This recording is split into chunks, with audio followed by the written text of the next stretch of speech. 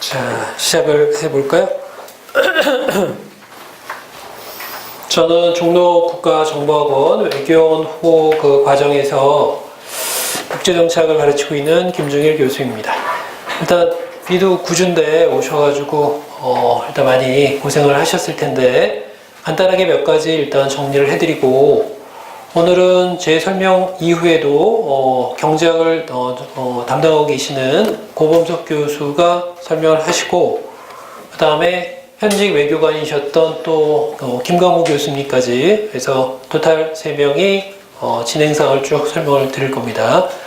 저는 개괄적으로 국립외교의 전반적인 일단 상황이나 이런 거 설명드리고, 그 다음에 제가 맡은 과목인 국제정치학과 국제법에 대해서 간단하게 설명을 드리는 식으로, 시간은 여러분들 1시간이 좀 안 될 거예요. 그래서 제가 설명은 1시간 좀 안 되고, 그 이후에 두 분이 나머지를 좀 담당하실 겁니다. 일단 여러분들 아시겠지만 국립외교는 시험에 조금 특수함이 있겠죠. 그래서 예전에 외무고시에 비해서 일단 나름대로 많이 개편한 일단 시험이 요 국립외교원 후보생 그 시험이라고 얘기할 수 있는데, 가장 직접적으로 말씀드릴 수 있는 건 가장 이 지원하는 분들이 죄송합니다. 지원하는 분들이 가장 걱정을 많이 하고 있는 부분 중에 하나가 뭐냐면, 합격을 하고 나서도 양재동에서 국립외교원의 후보생으로 1년 동안 수련을 받은 다음에 그 이후에 최종 결정이 들어가는데 그중에 약 10% 정도가 탈락되는 거죠. 그래서 이게 상당히 부담이 될 수밖에 없는 시험은 분명합니다. 그동안에 고시에서 있었던 제도와는 좀 다르죠, 그죠? 그러니까 전형적인 고시에 대한 여러 가지 불만족스러운 여러 가지 일단 그 상황에 의해서 바뀐 게 후보생 제도인데, 이것도 역시 차악이라고 할 정도로 일단 조금 문제가 많았던 제도는 분명합니다. 그런데 아시겠지만 외무공무원법이 개정돼가지고요, 이 10%의 탈락은 구제가 되는 걸로 결정이 됐습니다. 그러면 결과적으로 얘기한다면 전체적으로 지원한 분들 또 그 다음에 1차, 2차, 3차 다 합격한 분들은 사실 그 트레이닝 과정의 1년은 다분히 좀 형식적인 절차가 됐죠. 그래서 결과적으로는 후보생들의 탈락은 없어졌다는 게 꽤 일단 많은 수험생들의 어떤 부담을 좀 덜어주는 그 개선이 아니냐. 워낙 그 고시계에서 일단 문제가 많았기 때문에 차일피일 미뤄졌지만 이번에 개정이 됐습니다. 결과적으로 이것 때문에 혹시 정원이 좀 줄지 않을까 했는데 크게 준 것도 없을 것 같고, 앞으로도, 왜냐하면 아시겠지만 국립외교원의 합격자들 상당수가 여성 인력이 많은데 육아휴직 등등으로 좀 빠진 인원이 있어가지고 당분간은 일단 우리가 알고 있는 그 인원이 아마 크게 줄지는 않지 않을까라고 예상을 합니다. 결과적으로 40명대 초반 정도의 인원은 그대로 계속 가지 않을까라는 게 우리의 예상입니다. 어쨌건 여러분들 그 과정은 다 아시겠지만 1차, 2차, 3차가 시험이 올해부터 조금 바뀌어가지고 날짜가 일부 행시나 다른 시험과 동일하게 결과적으로 3월, 6월, 9월에 시험 두는 거는 또 하나의 변화라고 얘기할 수 있겠죠. 근데 아시겠지만 올해 봤던 3월 핏셋, 즉 직무적성에 대한 시험 자체가 워낙 난이도가 높아가지고 불핏셋 이렇게 예를 들어 대표적으로 언어는 사실 그렇게 어려운 부분이 아니었다라고 얘기해서 전략적으로 선택하는 과목이었는데, 올해는 언어조차도 어려웠고, 특히 추가됐던 헌법 그 규정 자체도 꽤 까다로워져가지고 1차 피셋 일단 우리 학원에서 좀 안정적이었다고 봤던 친구들도 조금 곤혹을 치렀던 시험이 1차 피셋이 아닌가라고 할 정도로, 그러면 일단은 진입장벽이 이렇게 만만치 않다는 건 분명히 드러났습니다.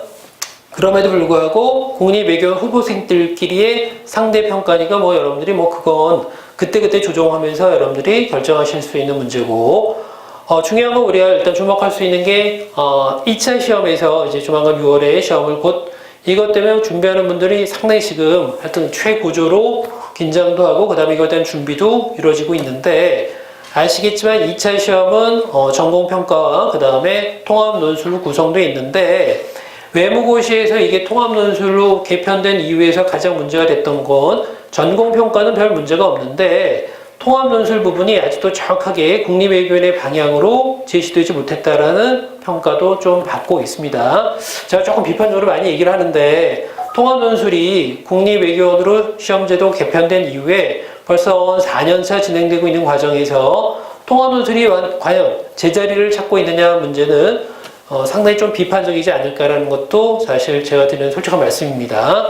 뭘 말씀드리는 거냐면 전공평가는 아시겠지만 국제정치학, 국제법, 그 다음에 국제경제학 세 과목에 전공적 여러분들이 가지고 있는 노하우나 실력들을 드러내는 거니까 전공 위주의. 그러니까 보통 일반적으로 문항은 3개 정도의 문항으로 전공평가는 구성되어 있습니다. 토탈 100점인데 아시겠지만 세부 하위 일단 항목까지 다 구성하면은 문항 수가 많게는 7개, 적게는 뭐 5개 정도로 구조되어 있는 게 쉽게 말하면 전공평가의 일반적인 시험의 그 학문수인데 일단 여러 가지 문항수인데 이런 것들은 뭐 여태까지 뭐 일단 기존의 시험제에서 크게 달라진 게 없는데 통합논술이라고 부분은 우리가 예상컨대 어느 정도 외무고시의 단점을 극복하는 과정에서 조금 더 암기 위주가 아니라 전향적인 사고를 위해서 시험제도를 만들어냈음에도 불구하고 아직까지는 물리적 결합에 불과하지 않느냐라고 하는 평가 사실 지배적입니다. 무슨 말씀이냐면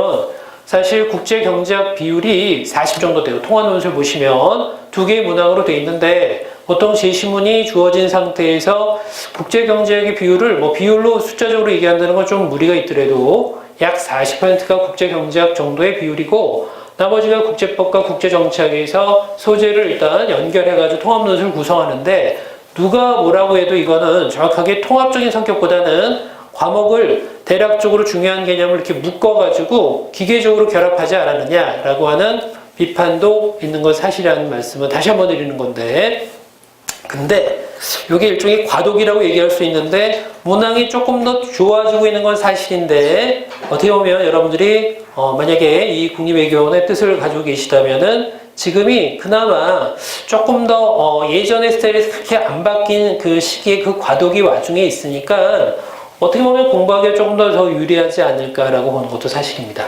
무슨 말씀이냐면 전공평가를 공부를 성실히 하신 분들은 통합논술 구성하는 게 그렇게 까다로운 건 분명히 아니죠. 그죠? 결과적으로 통합논술이라고 얘기하는 원래의 취지는 뭐냐면 인문적인 일단 그 사고와 그 다음에 더 나가서 사회과학의 논리성까지 같이 겸비하는 걸 원해가지고 심지어는 예전에는 사회학과 미리 예시 문제들 보면은 사회학 용어들이 툭툭 튀어나오기도 하고 그랬어요. 그죠? 이게 또 많은 부담을 주는 것도 사실입니다. 사실 이 세 과목이라고 해서 국립외교원 시험은 과목상으로 본다면은 행시보다는 훨씬 더 적지 않겠습니까? 그래서 수험생들의 면모를 보면은 어문계열도 꽤 많고요. 저희 학원에서 지금 공부하고 있는 친구들도 전공이 우리 아는 뭐 국제정치학이나 국제관계학 쪽으로 많이 있을 것 같지만 사실 의외로 드물고 그 이외에 일단 전공 과목들이 또 많은 편이에요. 그죠? 방금 말씀드렸던 어문 계열은 물론이거니와 심지어는 미대 친구들도 있는데 이게 뭐 특별히 미대를 전공해가지고 여기에 거리가 먼 건 분명히 아니지만 그래도 아무래도 인문적인 학문과 사회과학 공부하는 게 좀 서투르다면 그 다음부터 스텝이 조금 일단 힘들 수는 있겠죠. 어쨌건 그러면 그만큼 전공이 다양하다는 건 분명하지 않겠습니까? 결과적으로 얘기하면 이렇게 과목 수가 한정적이라서 많은 분들이 접근이 어려운 과목이 아닌데 이런 분들한텐 일종의 사회과학적 용어들을 통해 가지고 통합 개념을 물어보는 통합논술은 말 그대로 부담이 될 수밖에 없는데 조금 복잡하게 말씀드리죠. 그럼에도 불구하고 아직은 그런 식의 우려했을 정도의 깊이 있는 쉽게 말하면 내공이 있는 그런 개념의 문항들은 아직 나오지 않고 있어요. 그죠? 그러니까 기대치에는 좀 미치지 못하지만 저는 그게 어떻게 보면 아직은 세 과목을 착실히 준비하신 분들은 통합논술에 대한 부담이 상대적으로 그렇게 깊이 걱정하실 건 아니라 뭐 이렇게 보고 있습니다. 결과적으로 두 과목을 간단히 말씀드리면 국제경제학이야 뭐 일단 뒤에 오시는 고범수 교수님이 설명을 하시겠지만 제가 먼저 국제법을 말씀드리면 사실 과목 수는 많지 않지 않습니까? 그죠? 그래서 국제정치학, 국제법 할 때 국제법 좀 리걸 마인드가 좀 필요하긴 하지만 법 과목은 다른 고시에 비해서는 물론 이건 고시라고 부르지는 않지만 뭐 5급 공무원이니까 고시라고 합시다. 이 시험 제도에 있어서는 국제법이라는 법 파트 하나만 공부한다면 부담이 상대적으로 덜 해가지고 조금 더 유리하지 않을까라고 보는데 사실 공부하시다 보면은 그렇게 만만한 과목은 분명히 아닌 거 아시죠? 국제법이라고 얘기하는 거는 단순한 리걸 마인드 갖추는 그 기간만 해도 어느 정도 좀 시간이 필요한 과목은 분명합니다. 보통 2달, 3달 정도의 시간이 일종의 법 개념이 머릿속에 들어올 때 필요한 시간, 뭐 이렇게 볼 수도 있겠죠. 그죠?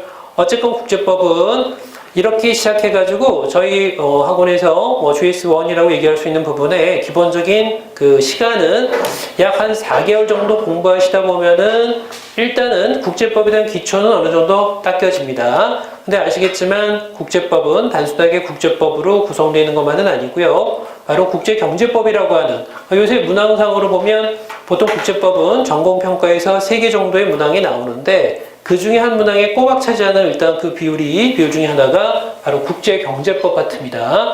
이게 여러분들 아시겠지만 요새 트럼프가 미국 우선주의에 의해서 우리나라한테 통상 압박을 가하지 않습니까? 그죠? 근데 누가 봐도 공정하지 못하는 경우가 좀 있는데 세탁기나 철강이나 뭐 등등의 다양한 우리가 비교 우위적으로 유리한 아이템에 대해서 그들이 압박하고 있는 과정에서 자주 등장하는 게 WTO의 제소 방법 아니겠습니까? 쉽게 말하면 국제경제법은 이렇게 현안 위주로 문제를 다루는데 방금도 말씀드렸지만 3개 문항에서 반드시 한 문항이 배치되어 있는 게 일반적인 전공평가에서의 국제경제법의 위치입니다. 그럼 다시 말씀드리면 요거죠?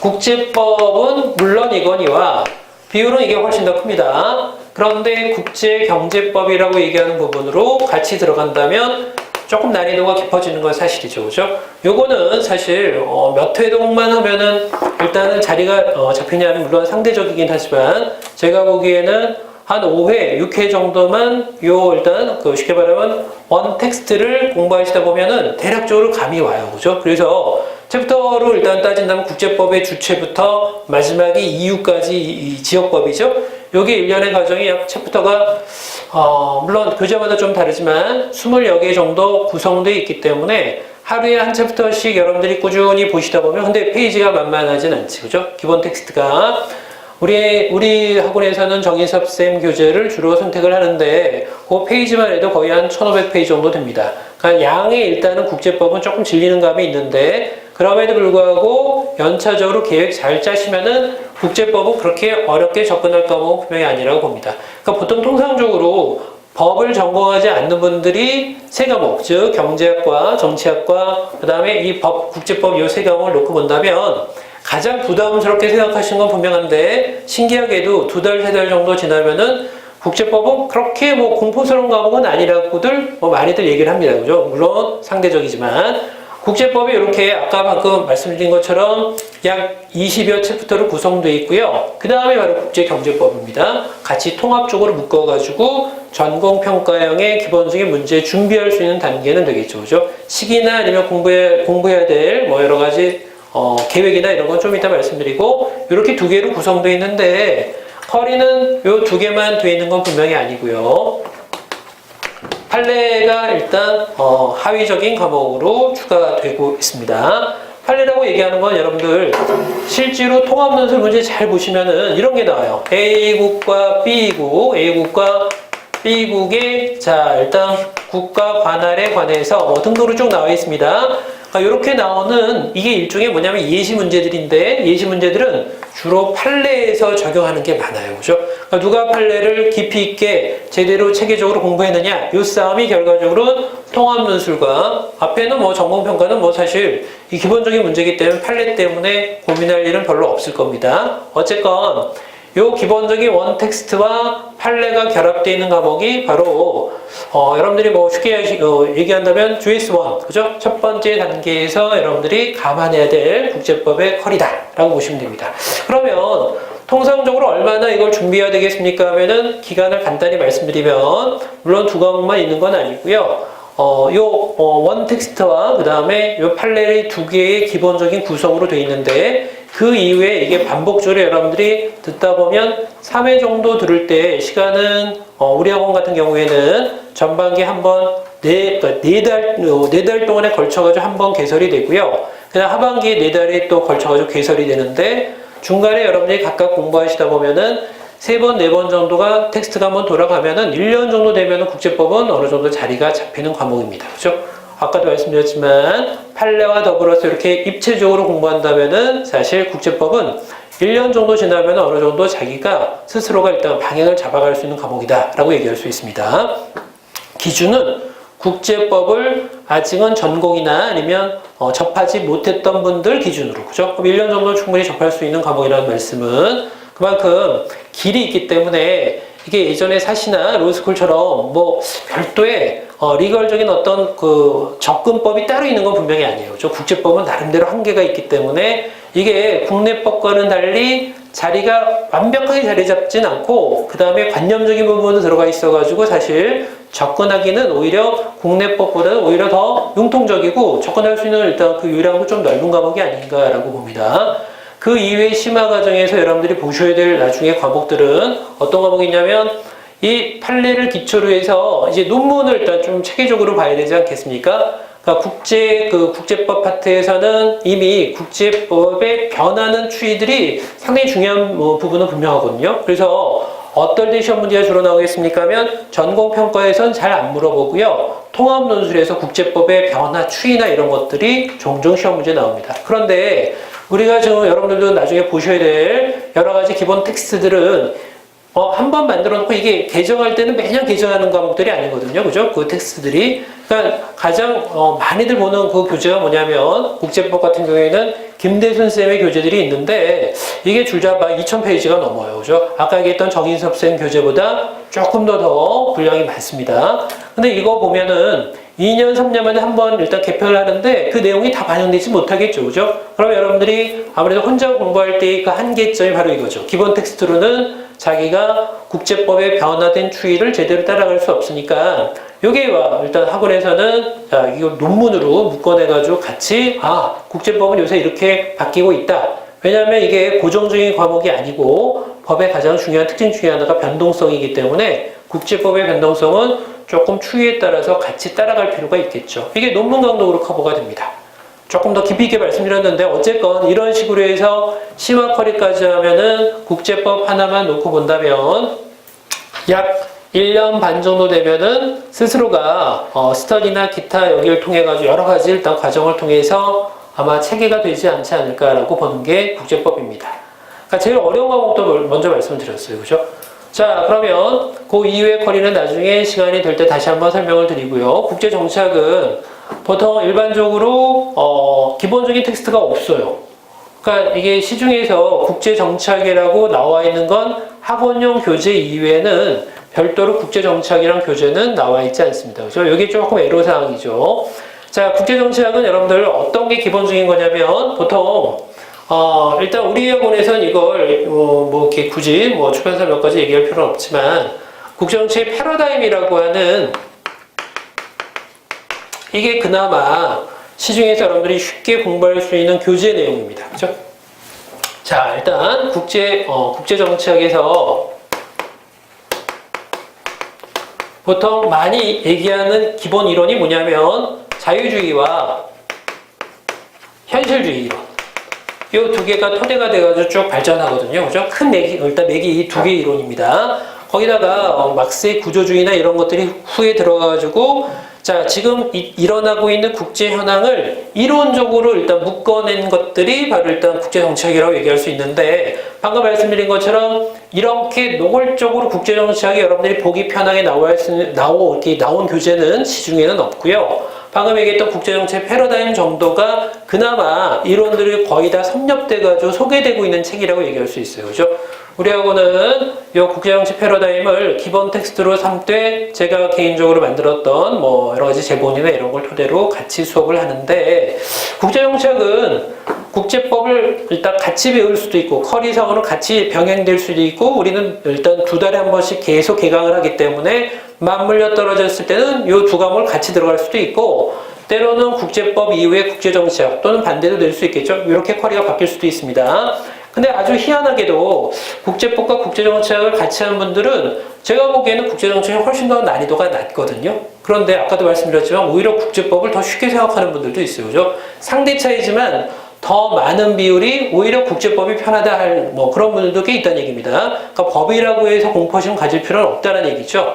정치학은 의외로 왜 까다롭게 생각하냐면 이게 관념적이야. 그렇죠? 국제정치학은 조금 더 사고할 필요가 있죠. 추상적이고 그 다음에 쉽게 말해 핵심적인 용어들 위주로 텍스트가 구성되어 있기 때문에 설명을 드려도 요게 그게 이거구나라고 감이 비슷하게 올 뿐이지 정확한 개념이 머릿속에 쏙쏙 들어가는 건 분명히 아닐 수도 있습니다. 그죠? 그래서 국제정치학은 지금 현상적인 부분을, 그러니까 제가 많이 고민을 하고 있는 부분이 이 국제정치학이에요.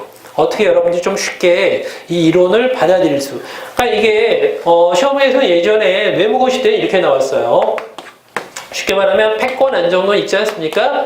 이게 바로 대표적인 현실주의 이론이거든요. 이게 하나의 도구가 되겠죠. 수단이 돼가지고 그때 당시 일어났던 가령 냉전이면 냉전 이걸 해석하는 거예요. 이런 문제가 주로 나와요. 이론을 통해서 현상을 이렇게 풀어주는 문제가 가장 보편적인 외국어시 때 문제인데 요새는 그렇게 안 나와요. 그죠? 그렇게 단순한 문제는 안 나옵니다. 어쨌건 기본 토대는 분명히 이런 이론들이 축적돼가지고 여러분들이 자기 안목을 가질 수 있게끔 물어보는 문제가 나와요. 그죠? 조금 더 난이도는 좋아졌죠. 그죠?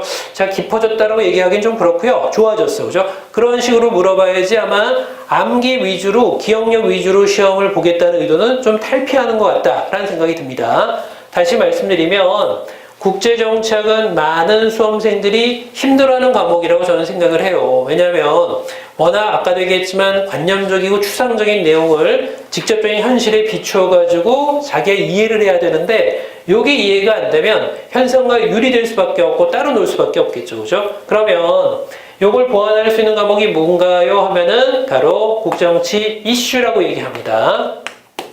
이게 이렇게 결합이 되는 거죠. 국제법은 명확하게 어떤 과목 해서 커리 짜기도 쉬운데 국제정치학은 그렇게 예쁘게 커리가 안 나와요. 그죠? 그래서 학원마다 다양하게 조금 더 효율적으로 국제정치학을 일단 학습하기 위한 여러 가지 스킬들을 개발하고 있는데 저희 학원은 국제정치학이란 이론과 그 다음에 조금 더 풀어줘가지고 이슈라고 하는 건 별게 아니고 학원들마다 이거는 어떻게 커리를 짜느냐에 따라 다르겠지만 저희 학원 이게 6개월 과정으로 꽤 깁니다. 무슨 말씀이냐면 이슈라고 얘기하는 게 우리 이 주변에 한반도 주변에 4강 외교 있지 않습니까? 요거에 대해서 구체적으로 알아야 되겠죠, 그죠? 요거에다가 그 다음에 여러 가지 테마 이슈들 있죠, 그죠? 환경에 관련된 거 뭐 등등 여러 가지가 있겠죠? 이런 것들이 결합돼가지고 전체적인 글로벌한 이슈들이 완성이 되는 거죠, 그죠? 그러면 국제정치학의 전공평가 문제는 주로 이렇게 이슈를 통해서 여러분들이 어떻게 그걸 바라보고 있는지의 관점을 물어보는 문제가 주로 나옵니다. 무슨 말씀이냐면 결과적으로 어렴풋하게 이론과 이슈만 애매하게 알아가지고는 도저히 고급 문항이 그러니까 고급 답안이 나올 수가 없는 구조예요. 그죠? 결과적으로는 이 두 가지가 결합되어 있는 게 기본 컬이고요. 요걸 토대로 해서 조금 더 발전해서 GS2까지 일단 넘어가면은 보통 일반적으로 어떤 과목이 보통 컬이상으로 있냐면 안보 건축이라고 얘기해서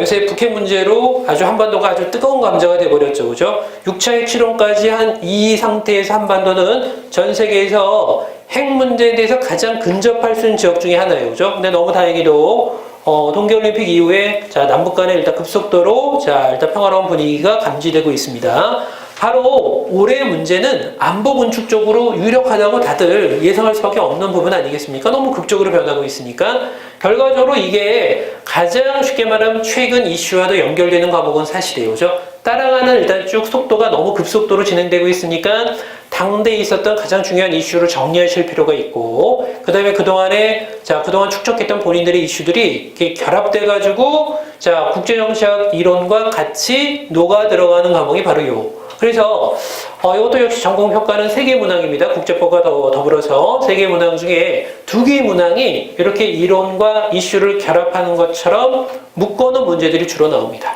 그러면 3개 문항의 3문항은 뭐예요 하면은 여기서 추가로 하나 더 배우실 게 외교사예요. 외교사는 보통 제가 이렇게 양을 많이 말씀드려가지고 조금 질리실 수도 있는데 국제정치학은 다시 이론, 이슈, 외교사 이게 바로 GS1에 해당되는 바로 과목입니다. 외교사는 여러분들 아시겠지만 이게 단순한 역사 과목은 분명히 아닙니다.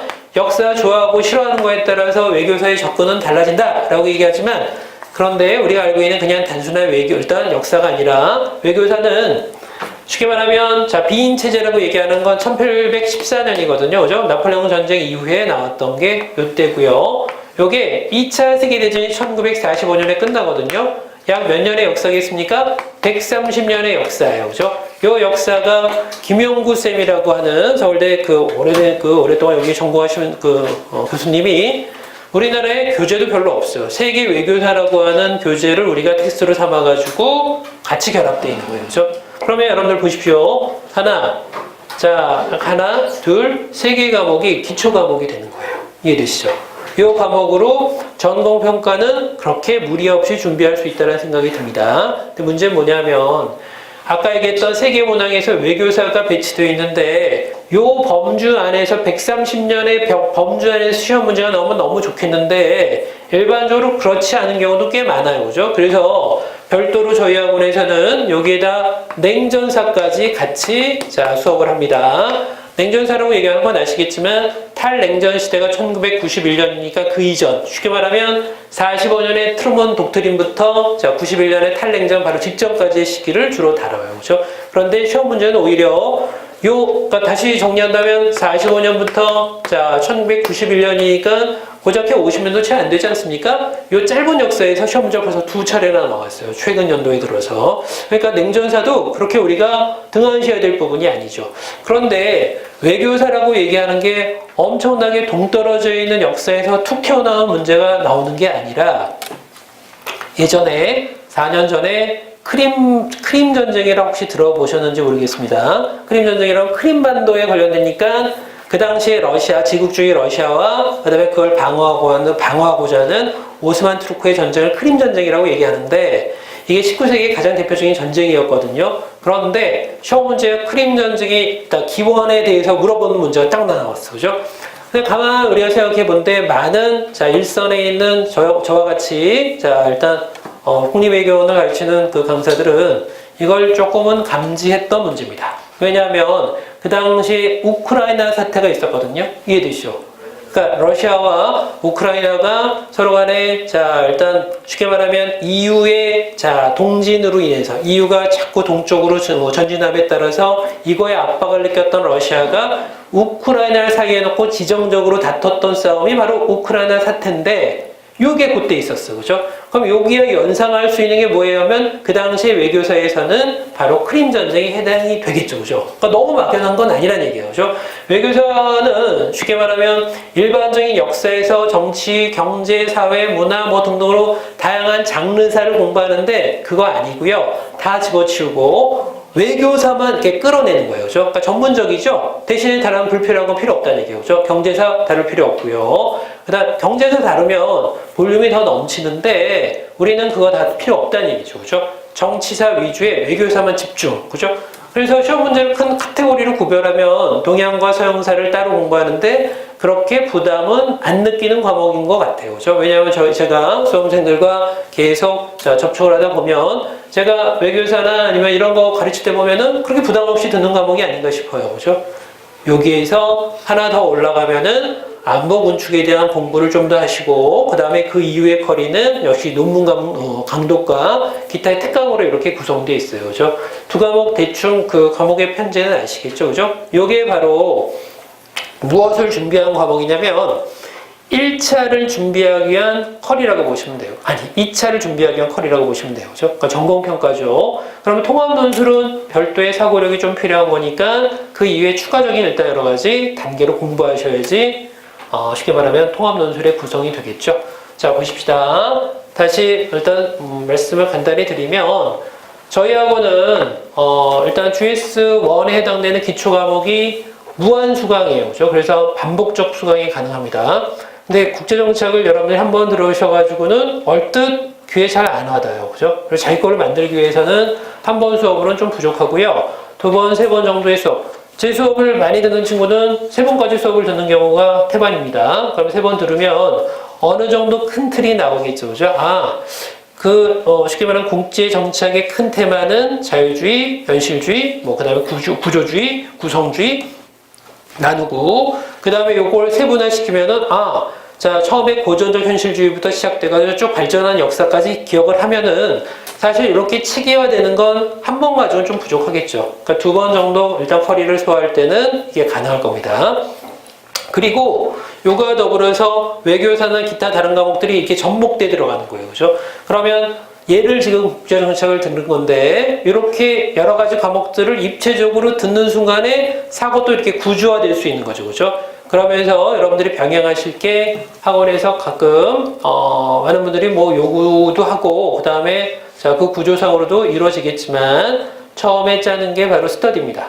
그러니까 스터디를 이렇게 구성해가지고 처음에 수강생들 위주로 보통 5명, 6명으로 스터디가 구성되고 그 스터디에서 제가 과제를 던져줄 겁니다. 그럼 과제 풀고 하는 과정에서 배웠던 과정이 이렇게 계속 피드백이 되는 거죠. 그죠? 그러면 이렇게, 그러니까 학원 수강으로만 끝나면 얼마나 좋겠습니까만은 이것도 그래도 고시 아니겠습니까? 어느 정도의 시간 투여가 필요하겠죠. 시간 투여에 대한 그 시간이 부족한 부분은 스터디를 메꾼다고 생각하시면 좋을 것 같아요. 그죠? 이게 병행되면은 여러분들이 많은 질문을 하시는 부분 중에 하나가 도대체 어느 정도 준비해야지 합격권에 도달하겠습니까를 많이 묻지 않겠습니까? 단도직입적으로 말씀드리면 1년 내에 준비가 되는 건 아닌 시험입니다. 그죠? 이거는 다 아실 겁니다. 그러니까 경제학을 준비하셨거나 아니면 국제관계학을 전공하신 분들이라도 1년은 좀 빡빡한 시간이 아닌가 싶어요. 그죠? 거의 1년 만에 합격한 친구는 제 역대 저랑 같이 공부했던 친구 중에 2명인가 3명? 이 정도는 1년 만에 준비했던 친구들도 있어요. 그죠? 그리고 완성이 끝까지 일단 결과까지 봤던 그 사람들도 있었는데 그거는 조금 힘들고 보편적인 예가 아니겠죠? 제가 보기에는 가장 일반적인 합격권에 도달할 수 있는 시간은 물론 상대적입니다. 2년 정도의 시간은 투여해야 되지 않을까 싶고 조금 더 일단 여유 있게 시간을 준비하신 분들은 3년 정도도 일단 넉넉하게 주면은 뭐 일단 어느 정도 단계에 도달할 수 있는 준비는 다 된다고 봅니다. 어떻게 계획을 짜시는 게 제일 좋으냐 하면 물론 이거는 역시 상대적입니다. 이게 가장 문제점 중에 하나야. 우리 수험생들이 저와 같이 공부하다가 시기적으로 일단 의욕이 굉장히 좋습니다. 보통 외국에서 공부했던 친구들이 많아가지고 외국에 대해서는 일단 자신은 있는 거, 그죠? 이게 기본이겠죠. 물론 꼭 이게 뭐 유학생 기준으로 하는 건 아니지만 의외로 해외 유학생이 많이 접근하는 시험이 국립외교원 시험이라면 처음에 이 친구들이 어떤 거에 자신감이 있냐면 영어, 토익이야 뭐 870이냐 그렇게 높은 기준은 아니죠. 요새 워낙 공기업들이 토익 인플레이션이 일어나가지고 뭐 900 넘는 건 너무 쉬운 문제니까 국립외교원을 준비하는 분들은 영어 870이 그렇게 부담스러운 토익 점수는 아닐 것 같습니다. 그럼 일단 토익은 그 다음에 제2외국어도 뭐 준비하는 과정에 크게 일단 어려움을 느끼지 않는 분들이 상당수예요. 그죠? 물론 역시 상대적이지만 그럼 외국어는 일단 접었다 칩시다. 그러면 이런 사람들이 준비할 때 보통 2차 시험이 딸랑한 일단 쉽게 말하면 전공평가형과 통합 논술로 구성되는데 이게 고비이긴 하지만 과목이 3과목이야. 고작해야 국제경제학, 국제법, 국제정치학.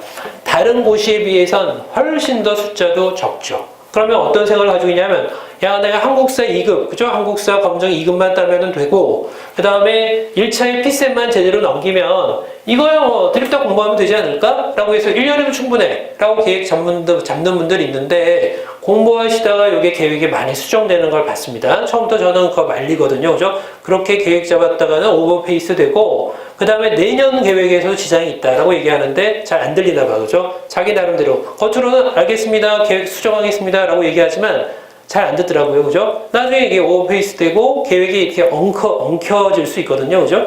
무슨 말씀이냐면 아까도 얘기했지만 절대로 3과목은 아니에요. 그죠? 국제정치학만 해도 몇 개 과목으로 분할되는 거 말씀드렸죠. 그죠? 여기 바로 시험 문제가 바로 그렇게 적용이 되는 거예요. 그리고 국제법 그거 하나만 공부하면 되지 않아요? 라고 얘기하는데 이게 판례가 중요한 게 뭐냐면 판례를 응용해서 시험 문제 나오니까 판례 100개 정도로도 안 되고 왜 여러분들 시중에 보면 국제법, 판례, 백서 뭐 이런 책들이 있습니다. 신림동이나 아니면 기타 여러 가지 교재 고시를 위주로 한 교재 서점에서 이렇게 가능해가지고 만드는 게 있는데 이것만 가지고도 안 되고 우리가 알지 못했던 판례들까지 포함한다면 적어도 300개 이상은 알아야 되고 그죠? 자기가 가지고 놀 줄 알아야 되겠죠. 그죠? 그러면 국제법도 그렇게 다양하고 그 다음에 국제정치 아까 말씀드린 대로 다양하고 국제경제학도 역시 만만치 않을 거예요. 그죠? 그러면 달랑 생각하는 게 아니라 좀 분할돼서 공부하다 보면 이게 양이 많은 걸 서서히 공부하면서 알아요. 그죠? 거기서 1차 탈락합니다. 이해되시죠? 만만하게 봤던 분들이 보통 이건 일반론이 아니니까 일단 여러분들이 뭐 그거는 감안해서 들으시는 게 처음에 준비했다가 쉽게 생각했다가 처음에 쉽지 않다는 거 알고 1차적으로 탈락한 분들, 오래 가지 못하는 분들이죠. 그죠? 이런 분들이야 뭐 다른데 시험 봐도 충분히 자신감이 있으니까 굳이 내가 국립외교원에 많은 기회비용을 투자해가지고 할 필요 없다라고 느끼는 분들이야. 어느 곳에도 이런 사람들이 있습니까? 근데 국립외교원 시험 과정에서 1차 탈락률이 높아요. 이해되시죠? 그죠? 그만큼 이 근성이라고 얘기하나 이런 것들은 국립외교원 친구들이 조금 떨어지는 편입니다. 워낙 다른 거에서도 나는 뭐 할 게 충분해. 그리고 이거 아니더라도 나 목표는 이룰 수 있어. 라고 생각하는 분들이겠죠. 그죠? 어차피 우린 잘 됐어. 그죠? 그러다가 이제 2차 탈락은 시기를 잘 못 맞출 때 일어나는 거예요. 그죠? 그래서 탈락률이 이 2차는 뭐예요? 하면 이런 겁니다. 3월에 자 피셋 시험 보죠. 근데 헌법이 작년부터 추가됐어요. 그죠? 난이도가 좀 높은데 여기에 또 하나의 변수가 될 수 있거든요. 그러니까 처음에 나왔던 작년 시험에선 헌법이 7급의 아주 쉬운 난이도? 그래서 많이들 긴장했는데 우리는 그렇게 긴장하지 말라고 그랬어요. 그죠? 왜냐하면 헌법 첫 해 시험은 늘 쉬웠어. 그죠? 작년에도 예외 없이 쉬웠습니다. 그런데 올해 주의하라고 얘기했거든요. 올해 역시 어려워졌어. 그죠? 그러니까 1차 봤을 때 쉬운 난이도가 바로 올해가 2차 시험 봤을 때, 그러니까 두 번째 보는 시험이죠. 이때 좀 난이도를 높였어. 조정한 거지. 그러니까 만만하게 접근했던 친구들이 헌법 판례가 양이 꽤 많은데 이거에 대해서 너무 쉽게 생각한 거지. 그죠? 어쨌건 헌법이 1차 시험에 추가됐고 그 다음에 아시는 피셋 시험이 있고 그 다음에 영어와 그 다음에 한국사 부분은 자격증 시험으로 일단 대체됐으니까 이것만 준비하시면 되는 거예요. 그죠? 근데 1차 시험을 언제 준비하는 게 좋아요? 라고 얘기할 때 보통 이렇게 준비합니다. 3월, 6월, 면접 9월, 369야. 그죠? 이게 일반적으로 고시와 통일됐습니다. 이게 올해부터 통일된 거야. 그죠? 이게 국립외교원이 한 달 더 앞서 봤는데 올해부터 369로 자 다른 행정고시와 기타 뭐 일단 시험과 동일하게 맞춰진 겁니다. 그러니까 피셋 시험은 다 동일하게 봐요. 그죠? 입법고시나 아니면 흥시처럼 중요한 건 뭐냐면 요때부터 공부한 분들은 내년에 합격하고 싶어하는 욕심 때문에 어떻게 준비하냐면 전공평가처럼 그러니까 지금 쭉 일단 시험을 일단 공부를 같이 하죠. 근데 저희 학원은 6월부터 뭐 좀 빠르면 5월, 4월부터 피셋의 맛보기 수업들이 쭉 이루어져요. 그죠? 그러면 피셋 준비를 이때부터 또 하는 거야. 그러다가 이때 그 하반기가 넘어가면은 이 친구들은 내년에 어떻게 합격하고 싶어가지고 12월 가면 이제 본격적으로 전공평가 딱 일단 미뤄두고 전공시험 미뤄두고 아예 피셋으로 올인을 한다고. 그죠? 그러니까 피셋은 준비했던 친구들은 쉽지만 사실 난이도가 그렇게 만만한 건 아니거든요. 그죠? 특히 자료 해석 부분은 올해 불자료 해석 시험이라고 할 정도로 어려웠어요. 그죠? 그럼 이게 수리적 개념이 좀 필요하기 때문에 처음에 문제 보는데 만만하진 않거든. 그죠? 그러니까 아무래도 불안하니까 이걸 더 많이 투자하거든, 시간을. 그죠? 그러면 이쪽 가을 이후부터는 올인하는 거야. 피셋에. 그죠? 그럼 내년에 2월까지도 자 피셋으로만 일단 그리고 학원 수업은 아주 중요한 수업만 자기가 생각하기에 아주 중요한 수업만 듣는 거야. 몇 번을 들을 수 있는 수업을 필요한 수업만 이렇게 자기가 빼서 듣는 거야. 그러다 시험 봐요. 붙으면 좋은데 문제는 거기서부터 시작되는 거야. 붙죠? 그러면 이제 6월이 바로 2차 시험입니다. 간극이 거의 없죠? 그동안 1년 동안 공부한 게 별로 없는 거야. 그러면 이렇게 준비하다가 안 되지. 그러면 이게 이제부터 이렇게 또 멘붕에 빠져요. 그죠? 보통 시험을 끝나서 결과 안 좋으면은 이제는 본인이 깔끔하게 털고 일주일 후에 바로 시험에 투입되는 게 아니라 다시 공부하는 게 아니라 이 사이에 본인들이 심리적으로 조금 허물어져요. 그죠? 얼마나 가겠습니까? 많은 친구들은 2달 동안 가요. 그죠? 안 보여, 학원에. 어디 갔다 왔냐고 그랬더니 여행 갔다 왔대요. 그죠? 그것도 외국으로. 그죠? 배낭여행 가는 거야. 그죠? 그러니까 상처는 다 받았다고 생각을 하는 거죠. 그죠? 그러면서 돌아와서 다시 하려고 하는데 시간 한번 보십시오. 이게 무리한 계획이라는 거 말씀드리는 거야. 그럼 여기서부터 전공 과목을 좀 더 준비하는데 시간이 없잖아요. 그죠? 하다 보면 금방 또 피셋 처리 오는 거야. 마치 그때가 주기적으로 오는 것처럼. 그죠? 그럼 이제 어떻게 하겠습니까? 작년에 합격을 했던 아니면 떨어졌건 간에 피셋은 불안한 시험이잖아요. 그죠? 한 번으로 완성된 시험이 아니지 않습니까? 감은 올라와도 어느 정도 적정 시간이 투자되는 시간이에요. 그죠? 그럼 또 공부해. 그러면 이제 피셋이 또 이제 코앞에 피셋 올인이에요. 그죠? 똑같은 거 반복이죠? 몇 년 가겠습니까? 3년 가는 거야. 그러나 나중에 슬쩍 손 나요. 그죠? 그래서 나중에 찾아와요. 그죠? 그동안 어디 갔었어? 그랬더니 7급 준비하느라고 빠졌대. 그죠? 드디어 5급 시험을 포기한 거야. 이렇게 돼. 그죠? 잘못 계획 잡아서 그래요.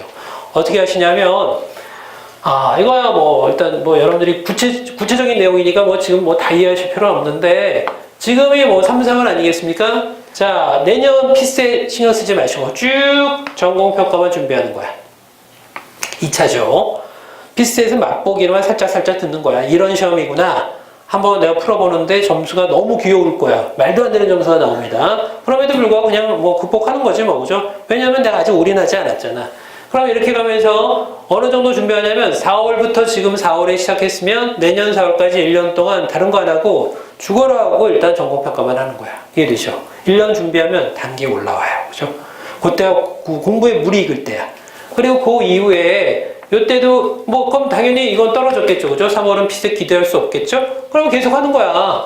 하다가 여름부터 이제 피셋에 올인하는 거야. 이해되죠? 그죠?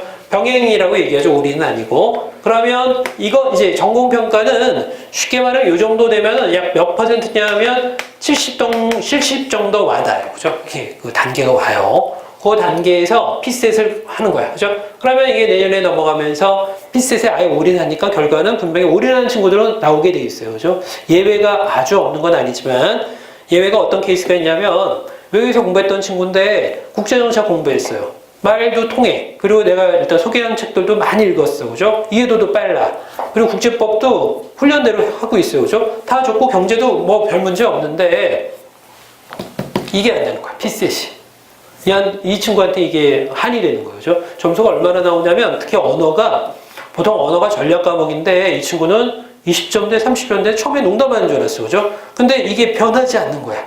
20, 32. 그러니까 아주 예외죠? 그러니까 이런 친구는 사실 나중에 준비하다가 도저히 안 되니까, 그 손을 놓는 친구들도 있는데, 그건 극히 예외고, 5개월 정도 준비하면 피셋 세 과목은 기준 평균 점수는 다 나오게 돼 있어요. 그죠? 그러면 다시 보십시다. 4월에 합격하겠죠?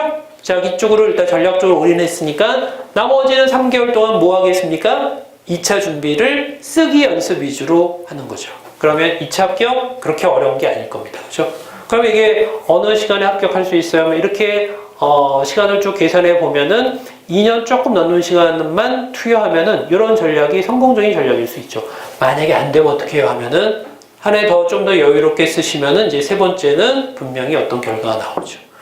여기에서 학원 수업에 대해서는 잠깐 말씀드리면 학원은 이렇게 반복 수업을 하면은 1년부터 1년 한 2개월? 그러니까 쉽게 말하면 14개월, 15개월 정도 되면은 전체 커리는 한번 다 듣고 때에 따라서는 필요한 과목은 저희가 재수강이 되니까 두 번, 세 번도 다 재수강이 돼요. 그러면 다시 보십시다. GS 1, 2, 3까지 진행되는 과정에서 약 14, 15개월이 일단 끝나거든요. 이 시간 동안에. 그러면 이 안에 필요한 과목, 클리닉 하는 거야. 쉽게 말하면 내가 국제법에서 경제법 좀 취약해. 요건 집중적으로 두 번 더 들어야 되겠어. 동영상도 들을 수 있고 그 다음에 방금 얘기했던 것처럼 반복 수강으로 그때 올 때 커리를 소화하면 되는 거니까. 그러면 여기 한 다음에 GS3라고 얘기하는 건 결과적으로 자기 걸로 만드는 논술이에요. 그죠? 이게 통합 논술이니까 글쓰기 연습 아니겠습니까? 여러분들 옛날 외모고시보다 페이지 수는 줄어들었어도 일단 제한된 시간 1시간 반 동안에 얼마나 답안을 채워야 되겠습니까? 1시간 반인데 바뀌었어요. 2시간으로 바뀌었습니다. 이해되시죠? 그죠? 그러면 이 2시간 동안에 여러분들이 구성한다면 얼마나 페이지를 일단 쓰셔야 될 것 같습니까? 문항당 하면 적어도 6, 7페이지가 구성이 되어야 돼요. 예전에 거의 꼬박 10쪽이었는데, 즉 10페이지였는데 지금 분량이 조금 줄어들어가지고 7쪽 안팎만 되면은 자 일단 한 과목에 구성적인 답안은 나와요. 근데 여러분 생각을 해보십시오. 과거에 1시간 반 동안에 시간이 주어졌는데 3개 문항이에요. 그러니까 이렇게 되는 거야. 1번 쭉 설명하는데 하위 1번 쭉, 하위 2번 쭉. 이게 몇 점이에요 하면은 가령 15점, 10점. 토탈 25점이죠. 그죠? 100점 중에 25점. 2번 문항 쭉 하는데 1번, 2번, 3번으로 구성되어 있어서 이게 어쩌고저쩌고 해가지고 이게 30점이나 40점. 40점 몇 점. 그럼 토탈 25점 남았죠? 35점인가요? 나머지가 바로 자 일단 외교사 문제 이렇게 나오는 거예요. 그죠? 3개 문항인데 각각의 문항의 답안을 만드는데 이게 적어도 토탈 페이지가 7쪽, 8쪽이 나오게끔 구성하시면 1시간 반 동안에 이러잖아요. 문항 딱 봐. 저는 고사장까지 일단 같이 갔던 사람이니까 보면은 문항 보고 고민하잖아요. 그죠? 어떻게 개요 잡을지 걱정하겠죠? 그 다음에 이제 슬슬 쓰기 시작하겠죠? 이 사람은 떨어지는 거죠. 그죠? 곳이라고 얘기하는 거는 문항을 받자마자 손과 머리가 따로 노는 것처럼 쓰셔야 돼요. 그죠? 그러니까 막 손목이 부러질 듯한데 그 부러질 것도 잘 몰라. 워낙 급하니까. 그죠? 그렇게 해야지 7, 8쪽이 나오겠죠. 이 연습은 몇 달 공부해가지고 나올 수 있는 트레이닝 과정은 분명히 아니겠죠. 그래서 어떻게 한다? 1년 정도 지나면 스터디가 당장은 왜 만드는지 몰라요. 그죠? 그러니까 우리 그 학원의 스터디가 일단 한 10여 개 운영돼서 돌아가고 있는데 제가 가끔 스터디를 들어가가지고 지도도 하고 문제도 던져주고 하는데 처음에는 불만들이 많아요. 왜 스터디를 만드는지 몰라. 그러니까 공부할 게 별로 없는 거야. 그죠? 그런데 이 스터디가 언제 빛을 발하냐면 처음에 구성된 스터디는 사실 공부할 게 별로 없으니까 그냥 친목도모하는 거예요. 그죠? 학원에서 외롭지 않게 같이 밥 먹기 위해서 그냥 만드는 모임? 뭐 이 정도. 그죠? 공부 나눠주면은 그만 하면 되는 거니까 일단 학원에 적응하기 위한 과정이라고 얘기할 수 있겠죠? 그런데 여기에서 요 고난과 그 다음에 이 갈등을 극복을 했다면 나머지 남는 스터디에서는 뭐가 이루어지냐면 공부에서 클리닝만 하는 거야. 야, 우리 경제 여기에서 거시경제에서 이쪽 부분이 좀 부족하지 않아? 이것만 집중적으로 일단 공부를 하는 거예요. 그렇죠? 그러면 계량경제에서 좀 모르는 걸 같이 풀어보는데 스터디가 최고야. 이해되시죠? 그죠? 그럴 때 운영되는 거예요. 1년 후에 이렇게 본격적으로 가동되는 거죠. 또 하나가 뭐냐면 제일 중요한 답안을 구성하는 거죠. 서로 답안 구성하고 피드백 받고 나눠주고 자료 서로 독해하고 뭐 이런 게 스터디에서 이루어지는 거죠. 그래서 제가 환상적인 스터디를 봤는데 그 친구들은 팀이 좋았어요. 그죠? 그래서 5명이 구성인데 3명이 합격을 했어. 그 해에 2명, 거기에서 한 명이 나중에 다음에 1명.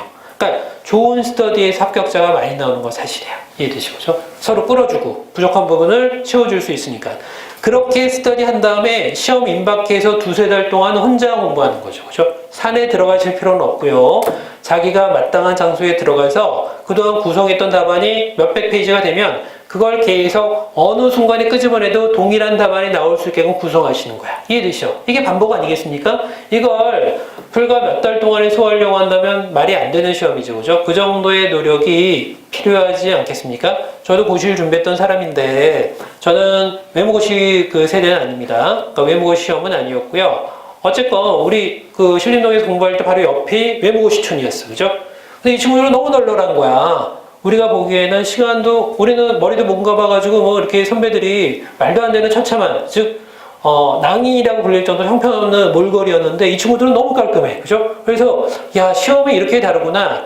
그러니까 우리는 사실 시험 공부량에 비해서 이렇게 보면은 약간, 쉽게 말하면 가볍게 봤나? 그랬죠. 그죠? 근데 막상 그 내용은 아닙니다. 가벼운 내용은 아니야. 그 외모고시 전통이 그대로 이어져가지고 절대 공부량이 필요한 게 국립외교원이고 어차피 상대평가 아니겠습니까? 같이 모아놓았으니까 그 중에서 실력을 발휘하면 되겠죠. 일단 이 과정이야 뭐 나중에 기회가 되시면 저와 같이 개인적으로 상담하시면서 천천히 말씀드릴 수 있고 학원 거리에 대해서 간단히 말씀드릴게요. 저희 학원은 2개의 특징이 있는 제도가 있습니다. 반복 수강이야. 이해되시죠? 그죠? 이거는 왜냐하면 우리가 후발주자예요. 아예 솔직히 말씀드리면 신림동에 있는 기존의 학원보다는 좀 늦게 출발하는 바람에 인지도가 좀 약하죠. 결과적으로 이걸 보완할 수 있는 게 일단은 많이 수험생들한테 일단 합격자가 많이 나와야 되니까 일단 공부량을 많이 하자. 그래서 반복 수강이 가능해서 동영상도 그렇고요. 얼마든지 더 들으실 수 있어. 그죠? 심지어는 기간이 뭐 일단 제가 알기로는 뭐 1년 몇 개월? 2년? 이 정도 주어졌는데 우리 학원에서 중간에 외국역 다시 간 친구들이 있어요. 학기를 다 끝내려고. 들어오면은 2년이 끝났잖아요. 그럼에도 불구하고 그냥 계속 연장해서 수업을 들어가지고 결과 좋은 친구들도 있고, 그죠? 이런 게 융통성적으로 가능한 게 일단은 뭐 장점이라고 얘기할 수 있는 부분이고, 두 번째는 프리패스인데 다 하시고 나면은 합격자에 한해서는 전액 다시 환급을 해드립니다. 그죠? 학원 수익과는 상관이 없는 문제겠죠. 그죠? 그래서 합격자가 너무 많이 나와도 학원에서는 좀 가슴 아파하겠지만 일단 합격자가 많은 게 저희의 목표예요. 그죠? 그래서 과감히 지금 투자 기간이라서 일단 합격만 하시면은 그동안에 학원에 투자했던 여러 가지 것들을 환급받을 수 있는 제도가 두 번째 특징이에요. 그죠? 세 번째가 뭐냐면 아까 2가지만 말씀드렸는데 세 번째는 튜터링 제도가 있습니다.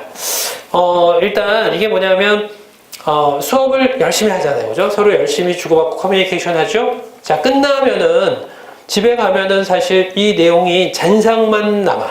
그죠? 그러면 사실 공부라는 효과가 이게 계속 피드백이 돼야 되는데, 이때 성인이니까 이걸 뭐 강압적으로 할 수도 없고, 뭐 방법이 좀 원활치 않더라고. 스터디에서 운영하면 좋은데, 그 많은 인원을 제가 다 들어가서 점검할 수도 없고, 저희 일단 관리 직원들도 가가지고 일단 점검은 하지만 다 한계가 있지 않겠습니까?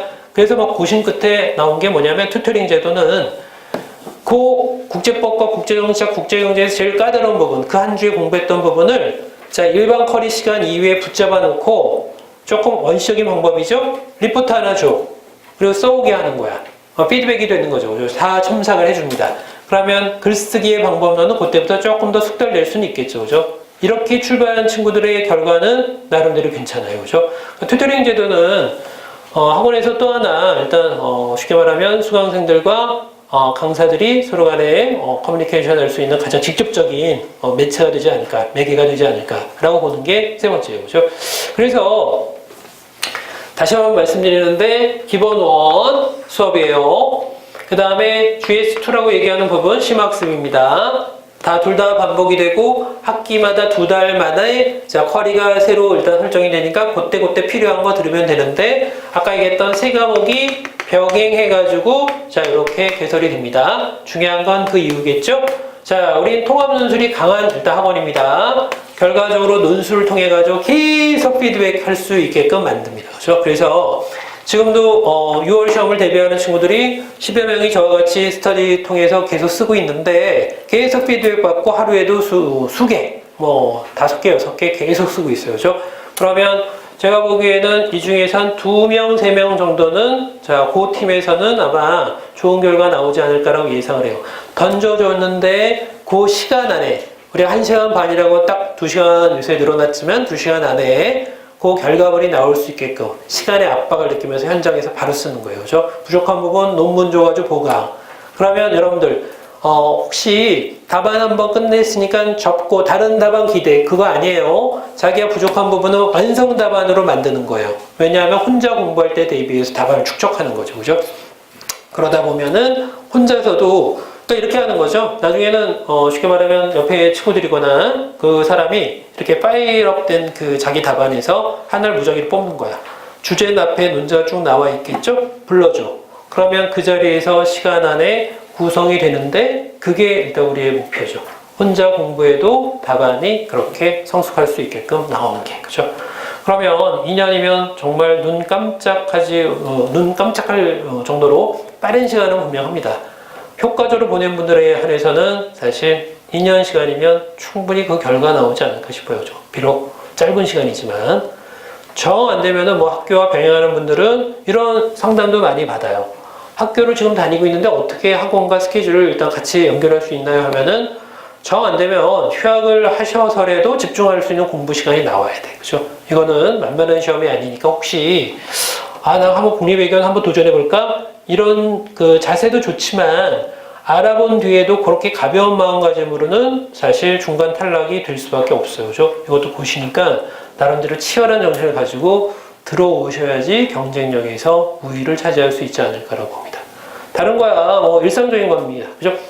쉽게 말하면 체력 관리거나 다른 거에 병행하거나 이런 것들은 뭐 다른 곳이와 동일한 거니까 속세를 떠난다라는 얘기는 안 하지만 인간관계를 최소화시키는 건 분명해요. 그죠? 그리고 하루에 절대 시간이 꼭 나와야 되는데 처음에는 절대 시간이 몇 시간 정도 나옵니까? 하면은 7, 8시간 정도만 해도 일단은 워밍업으로는 나쁘지 않은데 본격적으로 궤도에 도달하면 저는 조금 체근합니다. 12시간 했대요. 부족한데 14시간 계속 올려요. 그죠? 그러면 15시간 정도 나오면은 효율적인 공부가 될 수도 있습니다. 그죠?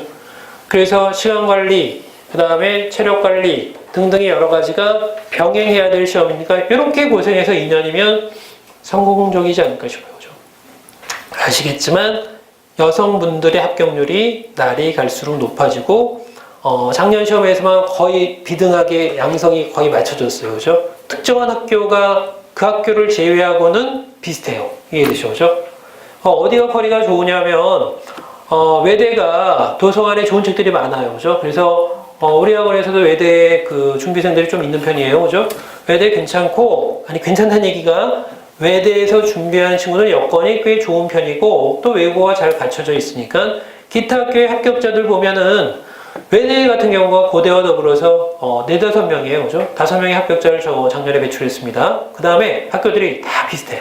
2명, 1명 해외 유학생까지 하면은 거의 학교 비중은 신림동에 있는 학교를 제외하고는 거의 대동소이하다라고 보셔도 돼요. 연대는 2명이에요. 그죠? 이해되시죠? 학교 차이는 크게 없다는 얘기입니다.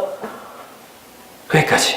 좀 급하게 말씀드렸는데 제 설명 이후에도 뒤에 설명을 하셔야 될 분이 있으니까 저한테 한 5분 정도 시간 더 주어졌는데요. 꼭 필요한 질문 있으시면은 나중에 상담을 별도로 오시면 제가 시간을 별도로 내가지고 같이 얘기할 수 있는 시간이 있을 겁니다. 그거를 제외한다면 지금 당장 궁금한 거 있으면 한두 번 정도 질문 받을 수 있으니까 하실 분 있으십니까?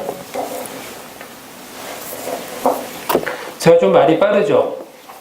전달은 많이 해야 되는데 마음만 급해가지고 이게 좀 그러네요. 그죠? 좀 흡족하지 못하게 설명을 드린 것 같아. 나중에 학원에 찾아오시면은 천천히 제 속도의 거의 절반으로 떨어뜨려가지고 차근차근 다 설명을 드릴 테니까 그때 한번 오십시오. 그죠? 그러면 조금 힘드시더라도 앞으로 시간 배정이 이렇게 돼요. 30분 동안은 국제경제학을 전문적으로 설명을 해주실 테고 그 다음에 현직 외교관이셨는데 전직이죠. 전직 외교관이셨는데 일단 여러 가지 도움 말씀 또 주실 분이 또 나머지 30분. 그래서 1시간만 조금만 더 한번 들어보시고 기다리시면 좋을 것 같아요. 그죠? 잠깐만 기다리십시오.